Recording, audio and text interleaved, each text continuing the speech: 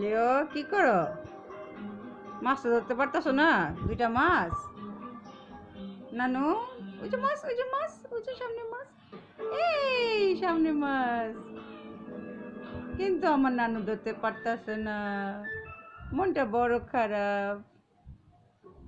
হ্যাঁ, এই মাছটা ঘুরতেছে।